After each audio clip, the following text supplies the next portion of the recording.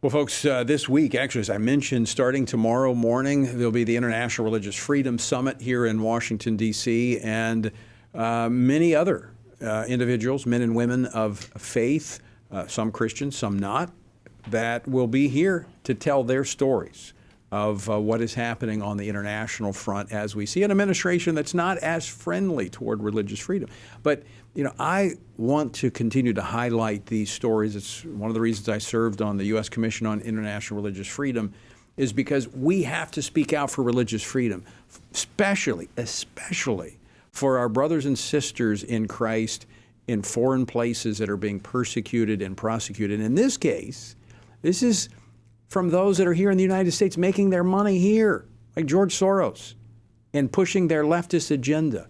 Well, join me now to very quickly give us an update on the summit is Travis Weber. He's Vice President of Policy and Government Affairs here. Travis, thanks for stepping in real quick. Thank you, Tony. So tell our viewers and listeners a little bit about the summit that kicks off in the morning. That we'll be there. I'll be having a conversation at the beginning of the summit. What can we expect? Yeah, so a variety of activists and victims of persecution overseas will be in town here for the summit.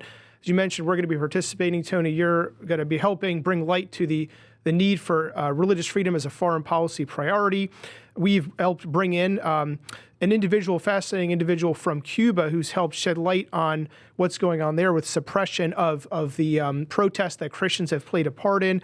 So it'll be fascinating. FRC senior fellow Bob Fu is also going to be helping highlight the situation in China with the Uyghurs and corporate complicity there. Over the next couple of days, this is playing out in town here as Ambassador Sam Brownback continues the effort that started under Secretary Pompeo under the Trump administration, where we're trying to bring focus and attention on religious freedom. Okay, let me just ask you this last question here as we're up against the end of the program. Why should Christians care about, like Pastor Pano, and what's happening with him and others? Yeah, because, Tony, we're defending the same principle at home and abroad. The principle to choose to follow the faith according to your conscience, one's faith, live it out wherever you are in society, in the public square. This is a principle that we should be defending for those around the world as well as folks here at home. So that's why we're concerned about those whose stories will be on display over the next few days here.